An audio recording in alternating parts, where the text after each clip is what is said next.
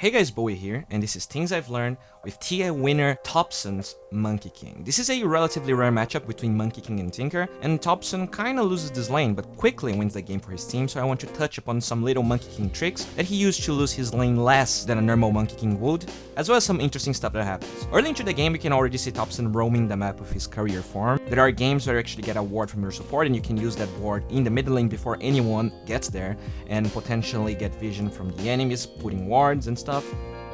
Against ranged heroes, you rarely get 4 Jingle stacks against them until you have your Orb of Venom, and against Tinker in particular even harder because of the laser. So notice how Topson quickly learns Boundless after the laser. It was not even necessary here because the laser cooldown is quite big, but if you notice how the creep wave is right now, the stun sets up a lot of creep damage plus some extra right clicks from Topson onto the Tinker. Very few matchups between ranged heroes and melee heroes start with the ranged taking that much damage early on, and it actually goes beyond that. Look how Topson takes his chances using Mischief, gets the courier, and he can right-click Tinker one more time, starting the lane with insane harass already. Another thing that Mischief allows you to do is staying for more denies under tower. Pretty much every melee hero needs to leave as the last creep is about to die, or sometimes even before that, or you're gonna be taking 2 or 3 tower hits, and Monkey King is very low armor. Thanks to Mischief, you can stay for longer and not draw aggro later. When the Tinker projectiles hits him, he's already out of tower aggro range and he pretty much takes no damage.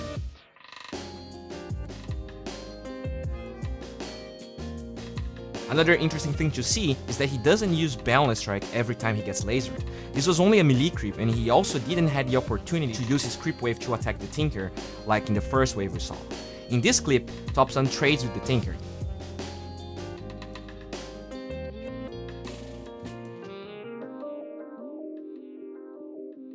He gets lasered. Note how he tries his luck with Mischief again.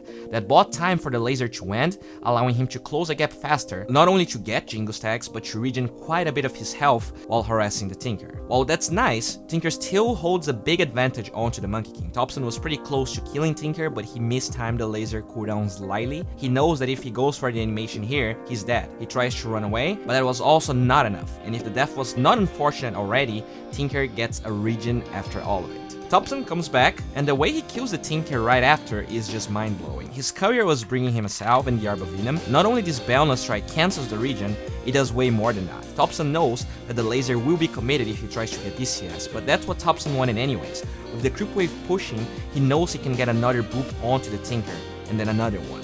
And here's the deal, Laser and Boundless Strike have the same cooldown, but Topson committed his kill before the laser, and thanks to the Mischief usage, he gets closer to the 4th Jingle attack, and then just lures Tinker as the Boundless Strike gets ready, knowing that there's no laser yet, and even if there is laser, he is actually on fog, which means the Tinker cannot target him. Topson keeps using small details to try and win this matchup. As the Tinker comes back from that kill, Topson was chilling as a tree, and note what happens. He has that salve that he commits after the laser, trying to get an edge in case he has to dive the Tinker again. When the laser comes out, he's pretty high up in HP. Thanks to the Orb of Venom and the fact that he wrapped around the Tinker, he starts body blocking him, buying enough time for the laser to wear out, giving him 4 stacks of Jingle, while allowing him to regen up and harass with Boundless later. Tinker does dodge the Boundless, but look how Topson plays. He understands he has another Boundless to utilize.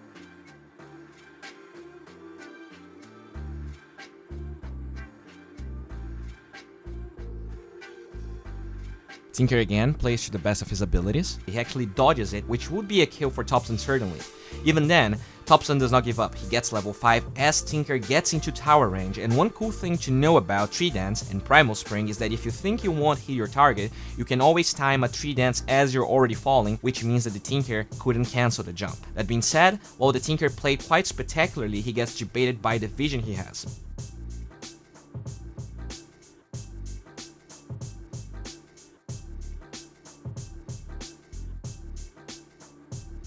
Both mid players get debated actually. I'm not sure what happened here. I think Topson wanted to be sure he would get the kill, so he canceled his Boundless once, giving time for one right click of the Tinker to kill him at the end. It doesn't get better. He gets ganked by the Witch Doctor mid as he respawns. So how did Topson actually win this game? Well, in terms of facing this horrible matchup against the Tinker, what he constantly did was using salves to make up for the fact that Tinker is that bursty. As he comes back from the lane, Tinker lasers Topson as he tried to deny this creep.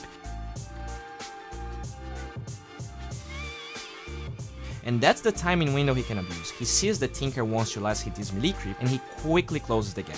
He only gets 3 Jingle stack, but he even tries to cut this tree to get vision and get the 4th one.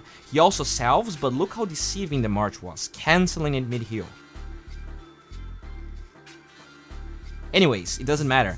Both players come back to the mid lane. Tinker does not have Jingle stacks anymore, but once again, we see Topson using the downtime of the laser. Tinker postures way too aggressively there, and it was actually a bait from the Radiant, but just barely fast enough, giving Topson a double kill actually. The fact that he was able to kill the Tinker 4 times and only one of those times he needed a rotation for it is beyond commendable, and hopefully you'll try to use some of these techniques in your own games. That being said, he's still quite underfarmed at this stage. He committed a lot of cells, died a couple of times, yet Topson never lets the foot off the pedal this game. There are 2 reasons for that. The first one is Bounty Hunter. This hero enables Monkey King like few others do, and Topson keeps using that to his advantage to make up for his shaky early game. The second one is the fact that Monkey King gets way worse at hunting and killing the Tinker once he has Blink Dagger, so abusing this type frame to hunt him down instead of farming is quite important in this game, since Tinker can quickly recover the farm that he lost because of the early deaths. The first thing that showcases he will be going for aggressive plays and not farming is the phase boots that he actually gets before Aquila, which is quite rare even nowadays after the nerfs. Treads are a better scaling item on Monkey King. They give you way more farming power because of the tread switching when using Primal Spring, but phase boot synergizes nicely with track, and it's a repositioning item on a hero that will be dealing with Marshal the Machines. Topson just kept shutting the Tinker down throughout the entire game. While the phase boots killed him in this rotation versus the Tinker, look how not only the item gave him the move speed to reach this tree faster and thus damage the Tinker, it also allowed him to survive the march and later on kill the robot in the lane.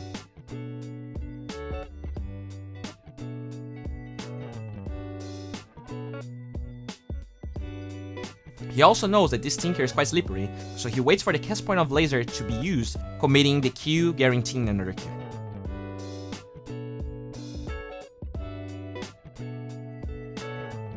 This is probably his 5th salve in like 9 minutes. If he had to walk back to base after getting this sort of kills, then all the advantage he could regain in the lane while farming would be wasted. The game just kept going, with some plays you might say were questionable,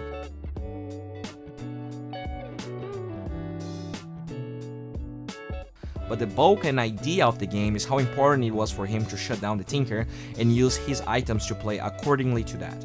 Obviously in some pubs you would be forced to play differently because maybe you don't have a Bounty Hunter, or maybe your team is not playing the same game you want to be playing. But just goes to show how Monkey King can indeed do a lot, even against matchups that look awful, if you understand the hero well enough. Another great tip, if you watch Topson play this aggressively, is how he would actually right-click targets that are about to die when he has vision of a big creep wave like this, allowing him to fully refill his life later, instead of committing the balance strike on the hero. This is not possible in every situation, but when the entire Radiant team dies, it opens up a lot of possibilities since you're not rushing to get the kill and get out. In this game, one thing I did not mention specifically is the Orb of Venom. Not only at least half of the solo kills he got wouldn't be possible without the item, it also makes him able to go for the Maelstrom first and still be relevant with Wukong's command. This hero's ult feels very underwhelming if you have no slow, and this kill here only happens partly thanks to the Grimstalk ult and the Orb of Venom allowing him to chase.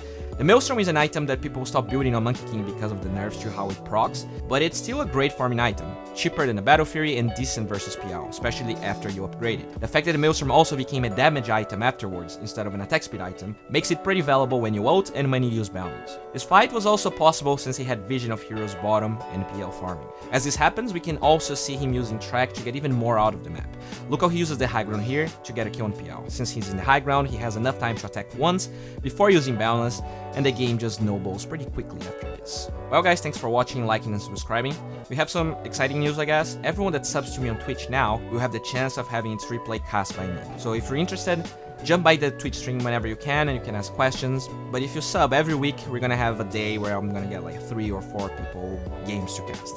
Twitter is where I talk about life and Dota, so make sure to follow me there. Twitch is where I play and cast, and Instagram is a place I don't use nearly as often as I should, but make sure to follow me there. Whenever I travel, I try to get some pics and stuff behind the scenes so you can see. There's also a Discord channel, you should definitely check it out. And I guess that's it guys, thanks for watching, it's always a pleasure having you around.